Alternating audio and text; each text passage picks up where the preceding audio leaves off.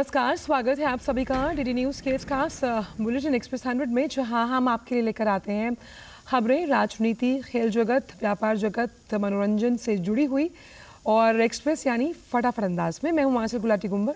देखते हैं खबरों को तेज रफ्तार के साथ। केंद्रीय गृह मंत्री अमित शाह गुजरात के दौरे पर है। अमित शाह आज कई विकास परियोजनाओं का करेंगे शिलान्यास। अमित शाह गांधीनगर के पास महसाणा में खेल परिसर का करेंगे शिलान्यास। शहरी खेल परियोजना के तहत इसका शिलान्यास किया जा रहा है। गृह मंत्री अमित शाह का महसाणा में बहुचर माता मंदिर में दर्शन और पूजा अर्चना का कार्यक्रम, साथ ही साणंद विधानसभा में विभिन्न विकास कार्यों का शिलान्यास और लोकार्पण करेंगे। गृह मंत्री गांधीनगर में इफ्को द्वारा स्थापित भारत के पहले तरल नैनो डी अमोनिया फॉस्फेट संयंत्र का करेंगे उद्घाटन। गृह मंत्री इस मौके पर किसानों और सहकारी क्षेत्र के कार्यकर्ताओं की एक सभा को भी करेंगे संबोधित। वाणिज्य और उद्योग मंत्री पीयूष गोयल सऊदी अरब के रियाद में आज से शुरू हो रहे भविष्य निवेश पहल सम्मेलन में भाग लेंगे। 2 दिन के इस कार्यक्रम में पीयूष गोयल सऊदी अरब के ऊर्जा मंत्री शहजादे अब्दुल अजीज बिन सलमान अल सऊद सहित कई मंत्रियों के साथ मुलाकात करेंगे। गोयल सऊदी अरब के विदेश मंत्री के साथ जोखिम से अवसर तक नए औद्योगिक नीति गुण में उभरती अर्थव्यवस्थाओं के लिए रणनीति विषय पर एक सत्र की सह अध्यक्षता करेंगे। पीयूष गोयल रियाद में भारतीय समुदाय के लोगों के साथ संवाद में विश्व के कारोबारी प्रमुखों और कई सीईओज के साथ भी करेंगे मुलाकात। रक्षा मंत्री राजनाथ सिंह ने अरुणाचल प्रदेश के तवांग में विजयदशमी के अवसर पर शहीद स्मारक पर श्रद्धांजलि दी। उन्होंने इस मौके पर कहा, लोग ये मान रहे हैं कि भारत आर्थिक तौर पर मजबूत हो रहा है, साथ ही भारत की सैन्य शक्ति में भी हुई है बढ़ोतरी।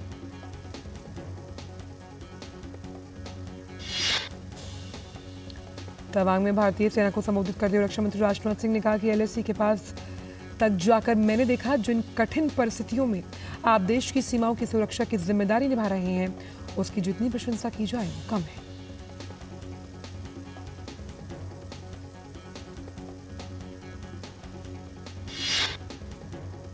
निर्वाचन आयोग ने राष्ट्रीय मीडिया पुरस्कार के लिए मीडिया संगठनों से प्रविष्टियां आमंत्रित की। प्रविष्टियां 10 दिसंबर तक जमा की जा सकती हैं।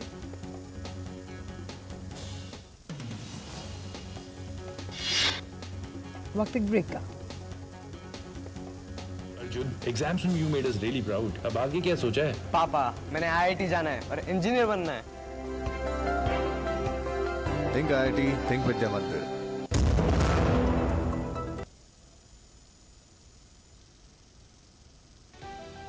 समाज की बेड़ियां तोड़कर हासिल किए अनोखे मुकाम, उज्जवल भविष्य के स्वप्न के साथ उन्मुक्त गगन में भरी उड़ान, बाधाओं के बंधन काटकर साबित की अपनी पहचान। जो अपने बुलंद हौसलों से सामाजिक बेड़ियां तोड़कर लिख रही हैं वीरता की गाथाएं। मैं उन्मुक्त, मैं स्वच्छंद, मेरा ध्येय अनंत, मेरी दिशा अनंत। मिलिए इन प्रेरणादायक शख्सियतों से मेरे साथ कार्यक्रम तेजस्विनी में, सिर्फ डीडी न्यूज पर।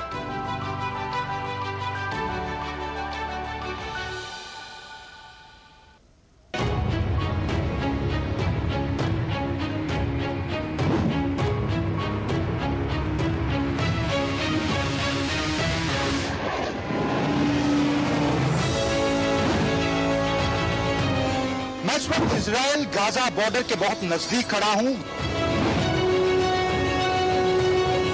दोनों साइड्स के अपने नैरेटिव्स हैं, पर स्थिति काफी गंभीर है।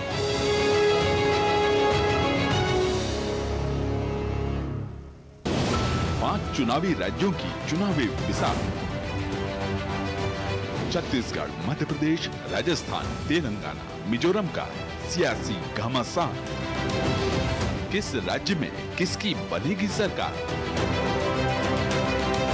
क्या है राजनीतिक दलों के दावे और क्या है उनकी हकीकत?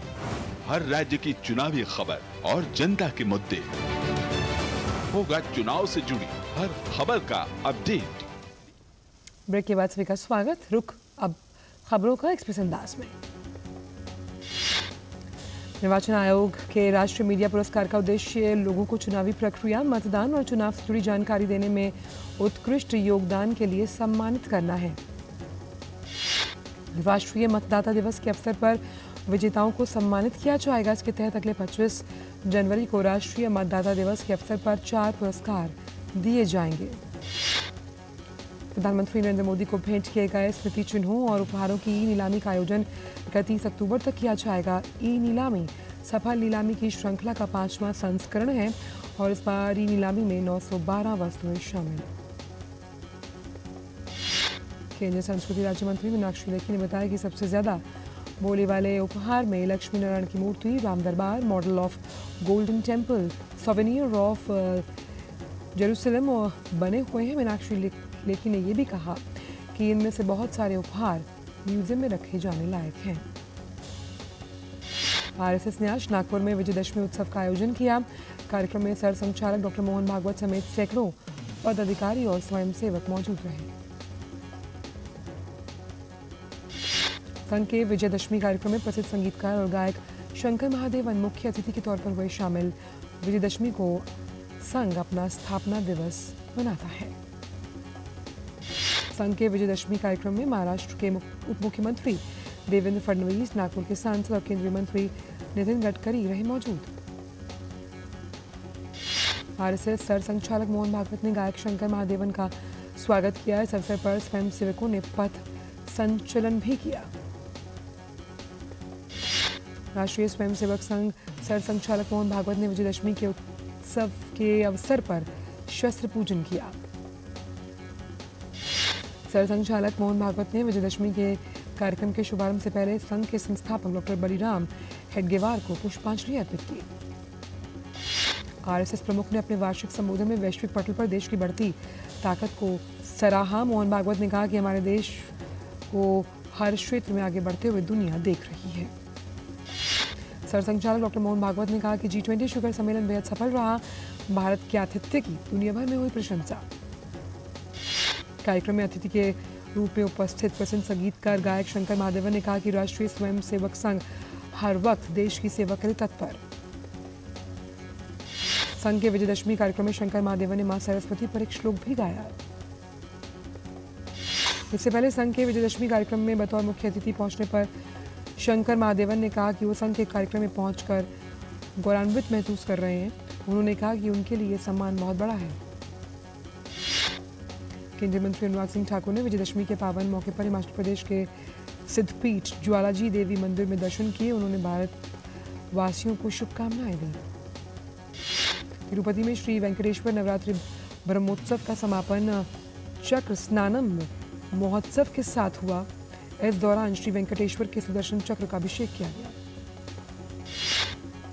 तमिलनाडु की राजधानी चेन्नई के श्री वेंकटेश्वर स्वामी मंदिर में वार्षिक ब्रह्मोत्सवम का समापन हुआ। बड़ी संख्या में भक्त और श्रद्धालुओं ने दर्शन किए। कर्नाटक की राजधानी बेंगलुरु में आयुध पूजा की विशेष तौर पर खरीदारी के लिए बाजार सजे हुए हैं। लोग पूजा सामग्री खरीदने के लिए बाजार में बड़ी संख्या में उमड़ते हुए नजर आए। तमिलनाडु के मदुरई में एक निजी कंपनी के कर्मचारियों ने हेलीकॉप्टर के साथ आयुध पूजा की।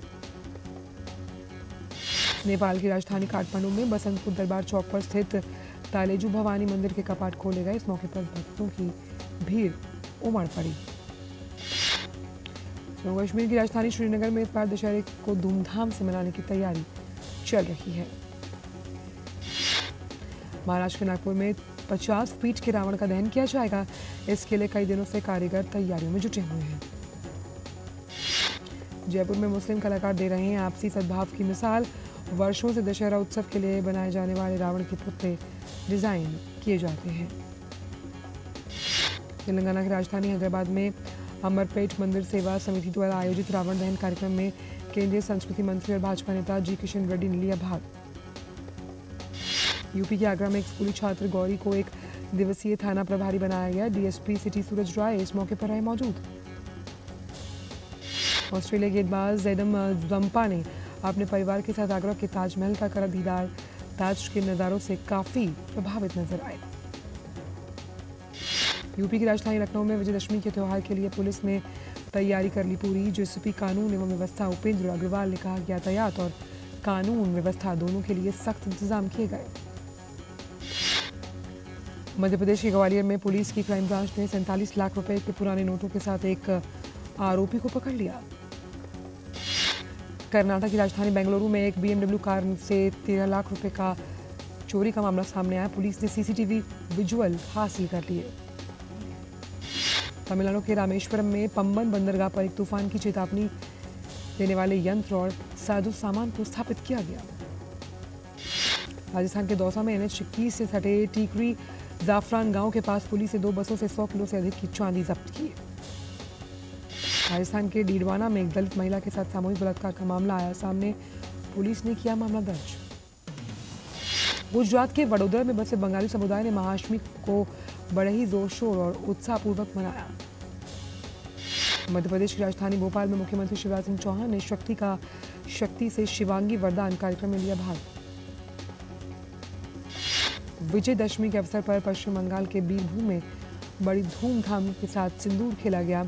मां दुर्गा की विदाई की खुशी में विवाहित महिलाएं देवी के माथे और पैरों पर सिंदूर लगाती हैं और फिर एक दूसरे को सिंदूर लगाने की परंपरा है। दिल्ली में दक्षिण कोरियाई गायिका किम वुजिन के कार्यक्रम में बड़ी संख्या में युवा पहुंचे। लोग नेहरू स्टेडियम में उनकी प्रस्तुति देखने के लिए बड़ी संख्या में जुटे। गोवा के पोरवोरिम में आयोजित किए गए इंटरनेशनल पर्पल फेस्ट गोवा 2024 का उद्घाटन मुख्यमंत्री प्रमोद सावंत ने किया। इस मौके पर गोवा के मंत्री सुभाष फल देसाई मौजूद रहे। प्रधानमंत्री 30 अक्टूबर को चुनावी राज्य छत्तीसगढ़ का करेंगे दौरा। प्रधानमंत्री बड़ी जनसभा को करेंगे संबोधित। विधानसभा सीटों के प्रत्याशी रहेंगे साथ। ITBP आज अपना 62वां स्थापना दिवस मना रही है। ITBP की स्थापना 24 अक्टूबर 1962 को भारत चीन युद्ध के दौरान की गई थी। केंद्रीय गृह मंत्री अमित शाह ने ITBP कर्मियों को उनके स्थापना दिवस पर शुभकामनाएं दी। अमित शाह ने संदेश में कहा कि ITBP का बलिदान आने वाली पीढ़ियों के लिए देशभक्ति के आदर्श के रूप में काम करता है। हमारे देश के हिमवीरों को सलाम। बिहार के गोपालगंज में एक दुर्गा पूजा पंडाल में भगदड़ मचने से 3 लोगों की मौत हो गई, जिसमें 2 महिलाएं और एक बच्चा भी शामिल। सभी घायलों को गोपालगंज सदर अस्पताल में भर्ती करवाया गया। तमिलनाडु के तिरुवन्नामलाई में भीषण सड़क हादसा सामने आए। एक कार की बस से जोरदार टक्कर की वजह से कई लोगों की मौत की आशंका। ईडी ने चुनावी राज्य छत्तीसगढ़ में एक और घोटाले का किया खुलासा। ईडी के मुताबिक प्रदेश मार्कफेड के पूर्व MD और स्थानीय चावल मिल मालिक एसोसिएशन के पदाधिकारी ने ऊंचे पदों पर बैठे लोगों के फायदे के लिए 175 करोड़ रुपए की रिश्वत जुटाई। भारतीय रेल ने त्योहारों के समय यात्रियों की सुविधा के लिए प्रमुख मार्गों पर 283 विशेष रेलगाड़ियां चलाने की योजना की है। भारतीय रेलवे ने कहा कि यात्रियों की सुरक्षा के लिए प्रमुख स्टेशनों पर रेलवे सुरक्षा बल के अतिरिक्त कर्मी, सहायता केंद्र के साथ चिकित्सा दल, एम्बुलेंस सेवा भी उपलब्ध। बिजनेस इंटेलिजेंस प्लेटफॉर्म टॉफलर के आंकड़ों के मुताबिक फ्लिपकार्ट की संचय आय में पिछले वित्त वर्ष के मुकाबले 9% बढ़ोतरी हुई और ये 56,000 करोड़ रुपए पर रही। 2022 में कंपनी को 3,371 करोड़ रुपए का घाटा हुआ था। राष्ट्रीय कंपनी विधि अपीलीय न्यायाधिकरण ने आइनॉक्स विंड के खिलाफ दिवाला कार्रवाई शुरू करने की अपील खारिज करने की कंपनी को परिचालन के लिए कर्ज देने वाले एक ऋणदाता ने यह अपील दायर की थी। NCLT की 3 सदस्यीय पीठ ने इस मामले में राष्ट्रीय कंपनी विधि न्यायाधिकरण के चंडीगढ़ पीठ के फैसले को ठहराया उचित। NCLT के इसके बारे में GRI टावर्स इंडिया की अपील को किया था खारिज। वाघ बकरी टी ग्रुप के कार्यकारी निदेशक पराग देसाई का गुजरात के एक निजी अस्पताल में निधन हुआ। आवारा कुत्तों से बचने की कोशिश में वो ठोस सतह पर गिर गए। उनके मस्तिष्क में आई गहरी चोट थी। एयर इंडिया ने बेंगलुरु और सिंगापुर के बीच सीधी उड़ान सेवा शुरू की। ये उड़ान सेवा 22 अक्टूबर को शुरू की गई। सौंदर्य प्रसाधन से जुड़ी लॉरियल इंडिया की बिक्री बीते विश्व वर्ष में 5,000 करोड़ के करीब पहुंची, जो पिछले 5 साल का सबसे ऊंचे स्तर का आंकड़ा है। कारोबार सूचना मंच टॉफलर ने लॉरियल इंडिया के वित्तीय आंकड़ों का हवाला देते हुए कहा कि 31 मार्च 2023 को समाप्त हुए वित्त वर्ष में कंपनी की कुल आय 4,993 करोड़ रुपए थी। ब्राजील भारत का बड़ा व्यापारिक सहयोगी बनने जा रहा है। दोनों देशों ने वर्ष 2030 तक आपसी सहयोग को और व्यापार को 50 अरब डॉलर तक ले जाने का लक्ष्य किया तय। एलन मस्क ने मेटा के बाद विकिपीडिया को निशाने पर लिया। उनका कहना है कि अगर कंपनी अपना नाम बदलती है तो वो उसको 1 अरब डॉलर देंगे। मस्क ने इसी साल माइक्रो ब्लॉगिंग साइट ट्विटर को खरीदा और इसका नाम बदलकर एक्स कर दिया। सीबीआई ने तलाशी एवं जब्ती कार्रवाई के दौरान डेटा जुटाने में अपनी टीमों की मदद पहुंचने के लिए 12 फर्म्स को किया नियुक्त। इनमें अर्नेस्ट एंड यंग, LLP और KPMG insurance and consulting services शामिल हैं। घरेलू उत्पाद और स्टेशनरी विनिर्माता सेलो वर्ल्ड का 1900 करोड़ रुपए का IPO 30 अक्टूबर को लाएगी। एंकर निवेशक 27 अक्टूबर को शेयर्स के लिए लगा पाएंगे बोली। NDTV का चालू वित्त वर्ष की दूसरी तिमाही में शुद्ध लाभ 57% गिरा और 5.55 करोड़ रुपए पर रहा। पिछले वित्त वर्ष में ये 13 करोड़ रुपए के आसपास का शुद्ध लाभ था। वित्त मंत्रालय ने ताज़ा आर्थिक समीक्षा रिपोर्ट में कहा कि भारत वित्त वर्ष 2023-24 में दुनिया की सबसे तेजी से बढ़ती हुई अर्थव्यवस्था। रिपोर्ट के मुताबिक भारत मजबूत घरेलू बुनियाद और महंगाई में नरमी के चलते ऐसा करने के लिए आगे प्रतिबद्ध। इजराइल और हमास के बीच जारी जंग पर हमास ने मिस्र और कतर की मध्यस्थता से 2 और महिला बंधकों को स्वास्थ्य आधार पर किया रिहा। ये दोनों उम्रदराज इजरायली महिलाएं हैं। फ्रांस के राष्ट्रपति इमैनुअल मैक्रोन आज इजराइल दौरे पर शीर्ष नेतृत्व के साथ करेंगे मुलाकात। इससे पहले अमेरिकी राष्ट्रपति, ब्रिटिश प्रधानमंत्री और जर्मनी के चांसलर भी इजराइल का कर चुके हैं दौरा। इजराइल हमास संघर्ष के बीच अमेरिकी राष्ट्रपति जो बाइडेन ने 2 राष्ट्र समाधान की बात दोहराई। बाइडेन ने कहा, कितनी भी मुश्किल क्यों ना हो, हम शांति के रास्ते को नहीं छोड़ सकते।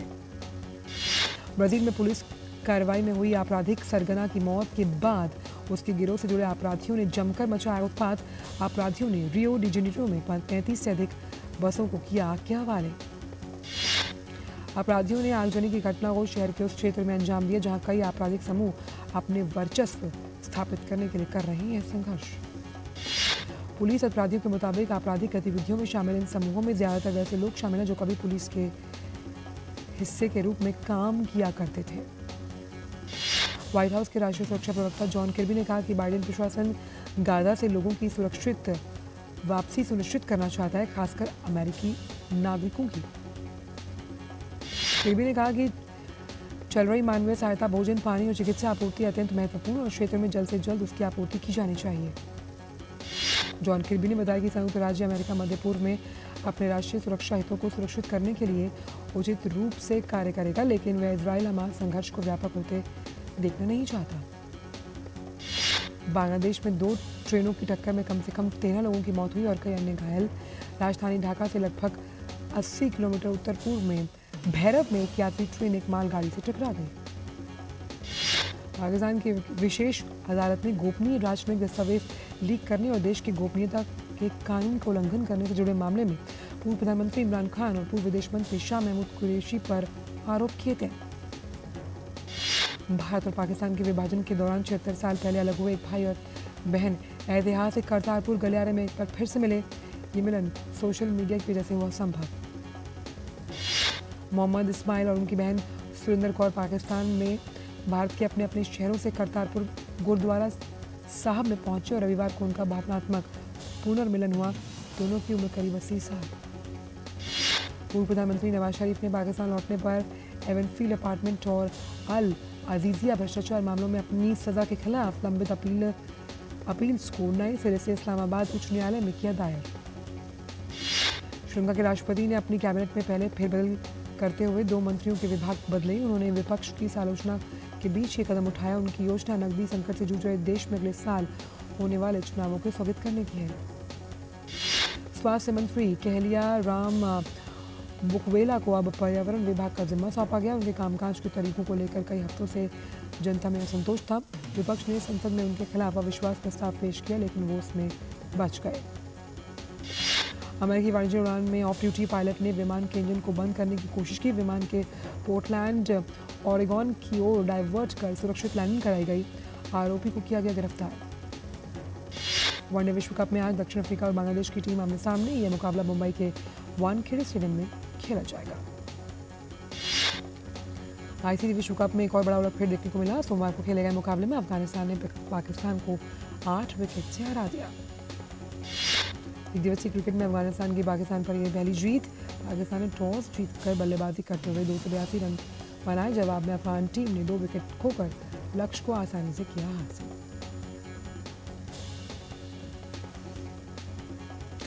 वनडे क्रिकेट में अफगानिस्तान ने सबसे बड़ा रन चेस किया और अफगानिस्तान की ओर से इब्राहिम जदरान ने 87 रन की पारी खेली, जबकि रहमानुल्लाह गुरबाज ने 65, रहमत शाह 77 रन और कप्तान हशमतुल्लाह शाहिदी ने 48 रन बनाए और वो नाबाद रहे। चीन में चल रहे एशियन पैरा गेम्स में आज के दिन की शुरुआत पैरा केनोई में स्वर्ण और कांस्य पदक से हुई। भारत की प्राची यादव ने महिलाओं के केनोई केएल 2 इवेंट में स्वर्ण पदक अपने नाम किया। एशियन पैरा खेलों में प्राची का दूसरा और उससे पहले उन्होंने महिलाओं के VL2 स्पर्धा में रजत पदक अपने नाम किया। इन्हीं खेलों में भारत के मनीष कौरव ने पैरा कैनोइंग में रजत पदक अपने नाम किया। मनीष के मेन स्केल 3 फाइनल इवेंट में कांस्य पदक पर जमा है कब्जा। वहीं कैनोइंग में भारत के गजेंद्र सिंह ने कांस्य पदक अपने नाम करने में सफलता पाई। उन्होंने पुरुषों के VL2 इवेंट में भारत के कांस्य पदक को अपनी झोली में डाला। टाइगर श्रॉफ और कृति सेनन की फिल्म गणपत की कमाई 2 दिनों में औंधे में गिरी। फिल्म की कमाई एकदम होश उड़ाने वाली है। फिल्म को 2 दिनों में सिर्फ 5 करोड़ से कम के रुपए की कमाई हुई है। तमिल एक्टर अजीत के घर की दीवार पर चलने वाला बुलडोजर है। दरअसल उनके पास रोड के विस्तार और बारिश के पानी के निकास का काम चल रहा है। इस वजह से एक्टर के घर दीवार को तोड़ा जा रहा है और 2017 में घर को रेनोवेट करवाया था उन्होंने। फिल्म मेकर विवेक रंजन अग्निहोत्री अब महाभारत से प्रेरित आधुनिक युग की कहानी को छूने जा रहे हैं। उनकी इस अपकमिंग फिल्म का नाम उन्होंने पर्व रखा। विवेक इस नई फिल्म से बड़े पर्दे पर लौटने की तैयारी में फिर से जुट गए। भोजपुरी फिल्म आसरा का ट्रेलर हुआ रिलीज। इस फिल्म में रितेश पांडे और अवधेश मिश्रा के अलावा सपना चौहान लीड रोल में फिल्म में गांव की माटी की खुशबू देखने को मिल सकती है। अयोध्या मंदिर का उद्घाटन के मौके पर रवि किशन भी एक स्पेशल गाना लेकर आ रहे हैं। इस गाने का नाम है अयोध्या के श्री राम। इसकी शूटिंग गोरखपुर में होने वाली है। एक्सप्रेस में इतना ही। दीजिए इजाजत। नमस्कार।